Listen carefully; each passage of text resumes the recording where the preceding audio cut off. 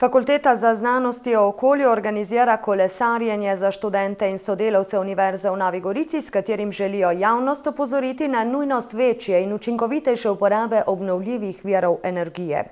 Akcija je del tradicionalnega svetovnega dogodka z naslovom The Green Bike Tour, v kateri sodeluje tudi gostujoči profesor na fakulteti David Osterberg. Kolesarjenje bo potekalo jutri v okolici Nove Gorice. Na Fakulteti za znanosti o okolju trenutno opravljajo 3 raziskave, kar pomeni, da se intenzivno ukvarjajo z direktnim izkoriščanjem sončne energije za čiščenje odpadnih voda, z materiali za gorivne celice, kjer preučujejo primernost materialov za shranjevanje vodika in za konstrukcijo gorilnih celic, ter sintezo organskih materialov za pretvorbe svetlobne energije v električno. V okviru evropskega projekta pa se posvečajo tudi pretvorbi deponijskega plina na komunalnih deponijah v vodik za izkoriščanje sončne energije. Seveda je cilj uporabiti dosežke znanosti v praksi. Trenutno predvsem gledamo na te vire energije kot nekaj, s čimer lahko bistveno zmanjšamo emisije ogljikovega dioksida, se pravi prispevamo k zmanjšanju globalnega segrevanja, če tako rečem. Četudi so med njimi nekateri viri, pri katerih vseeno prihaja do izpustov CO2, vendar te imenujemo, to so tako imenovani, bomo rekli, ogljik nevtralni viri, ki dolgoročno pač stabilizirajo koncentracijo ogljikovega dioksida, to pomeni, da ne prispevajo k povečanju. Z razliko od fosilnih goriv, kjer emisije ogljikovega dioksida pomenijo čisti prispevek k povečanju tega v atmosferi. Ob tem ne smemo zanemariti tudi dejstva, da uporaba fosilnih goriv pomeni tudi druge oblike onesnaževanja. Nadalje je tehnologija obnovljivih virov prikladnejša za uporabnike. So tudi bolj poceni? Ja, v tem trenutku, vsaj tisto, kar je v fazi razvoja, je običajno povezano z večjimi stroški. Samih, bom rekel, podatkov o cenah oziroma ekonomičnosti posameznih virov v tem trenutku nimam, tako da ne bi dajal kakšnih sodb o tem. Dolgoročno seveda je pa pri vseh stvarih, ki zadevajo okolje, potrebno upoštevati tudi stroške, ki nastanejo z onesnaževanjem.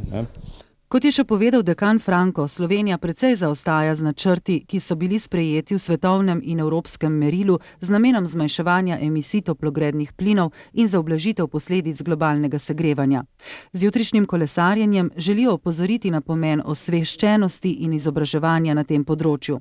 Seveda pa ni vse odvisno le od osveščenosti. Ekonomski mehanizmi, celo davčna politika, vplivajo na odločitev posameznikov ali podjetij, ali bodo investirali v obnovljive vire energije ali ne.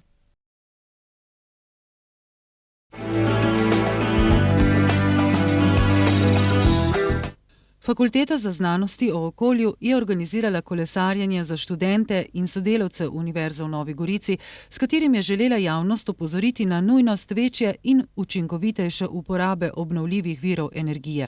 Na Fakulteti za znanosti o okolju trenutno opravljajo 3 raziskave, kar pomeni, da se intenzivno ukvarjajo z direktnim izkoriščanjem sončne energije za čiščenje odpadnih voda, z materiali za gorivne celice, kjer preučujejo primernost materialov za shranjevanje vodika in za konstrukcijo gorilnih celic, ter sintezo organskih materialov za pretvorbo svetlobne energije v električno. V okviru evropskega projekta pa se posvečajo tudi za pretvorbo deponijskega plina na komunalnih deponijah v vodik za izkoriščanje sončne energije. Gotovo je cilj vedno uporabiti dosežke znanosti v praksi. Tako da 2 konkretna cilja sem že omenil, to so tile fotokatalitski sistemi, za katere imamo že narejene praktično pilotne naprave. Druga realizacija je tekom evropskega projekta, v katerem delamo za izkoriščanje deponijskega plina in pretvorbe v vodik. Ostalo je pa v tem trenutku še precej na nivoju bazičnih raziskav, ampak mislim, da v bližnji prihodnosti bo tudi to šlo v realizacijo. Kakšne pa so prednosti uporabe teh virov energije?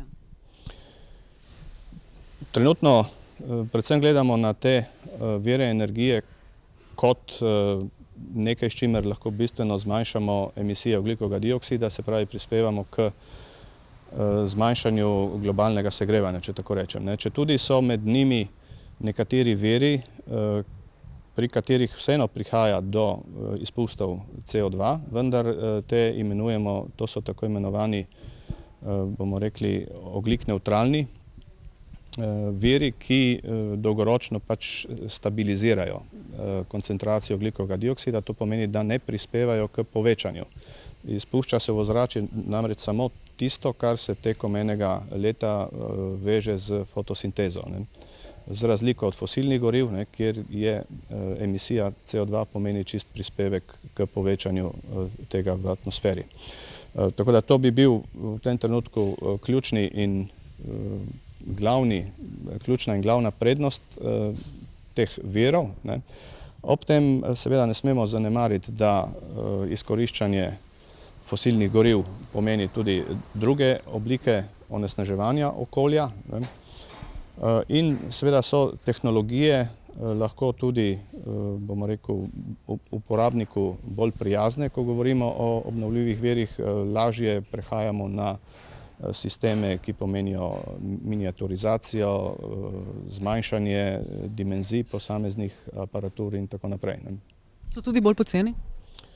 Ja, v tem trenutku, vsaj tisto, kar je v fazi razvoja, je običajno povezano z večjimi stroški.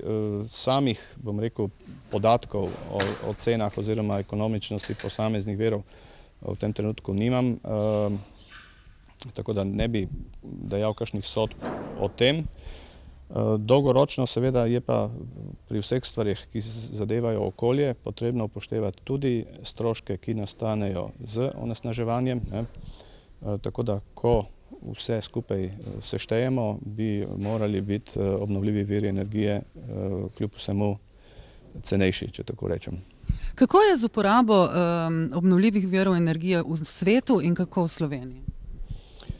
Ja, veste verjetno, da so bili sprejeti določeni protokoli na mednarodni ravni, ki so predvideli določene stopnje uvajanja obnovljivih virov energije in po vseh analizah, ki so danes znane, precej zaostajamo za načrti, ki so bili ob tem sprejeti, tako na svetovnem merilu. Vemo, da nekatere velike države se temu tudi še niso pridružile. In seveda Slovenija tukaj ni nobena izjema. Napredek je opazen, vendar pa lahko rečemo, da ne dosega tiste stopnje rasti, ki je bila predvidena za zmanjšanje emisij toplogrednih plinov in za ublažitev posledic globalnega segrevanja. Znanost vedno opredeljujemo kot svetovno in ne nekaj lokalnega, tako da tudi na tem področju sodelujemo s številnimi skupinami, ki delajo na tem. Seveda bi bilo nesmiselno, da vse skupine opravljajo povsem enake raziskave, tako da naš prispevek v tem je izviren, lahko rečemo, vendar pa ni edini, če gledamo širše na te tehnologije. In vendar, ko se vse skupaj sestavi, potem lahko hitreje pridemo do željenega rezultata. Ni pa še v uporabi kakšna od teh stvari? Če govorite konkretno o tehnologijah, ki smo jih pri nas razvili, ki bi jih dali v neko industrijsko proizvodnjo, tega zaenkrat še nismo dosegli. Kaj bi pa po vašem morala Slovenija, nasplošno govorim o pridobivanju recimo električne energije, narediti? Ali naj še prej uvaža, ali naj se loti kakšnih drugih virov, ali naj ostane pri teh, ki je? Zdaj, politika uvažanja in izvažanja električne energije je čisto nek ekonomski fenomen, v katerem odločajo predvsem ti, ki energijo proizvajajo in ti, ki z energijo trgujejo. Vendar na globalni ravni, ko govorimo o globalnem pojavih globalnega segrevanja emisij ogljikovega dioksida, trgovanje znotraj Slovenije ne pomeni praktično nič. Tako da Slovenija se mora držati zavez, ki jih je dala s tem v zvezi, da obdrži kredibilnost na tem področju. Zdaj, načini seveda, kako hitreje to dosežemo, so pa lahko precej različni. To, kar želimo mi predvsem poudariti v okviru tega dogodka, ki ga organiziramo, je precej ta izobraževalni vidik in pa osveščanje širše javnosti. Drugo so pa različni ekonomski mehanizmi, davčna politika lahko pomembno prispeva k temu, kako se in posamezniki in pa podjetja odločajo do tega, koliko bojo investirali pač v obnovljive vire energije. Kolesarjenje je bilo del tradicionalnega svetovnega dogodka z naslovom The Green Bike Tour, v kateri sodeluje tudi gostujoči profesor na fakulteti David Osterberg.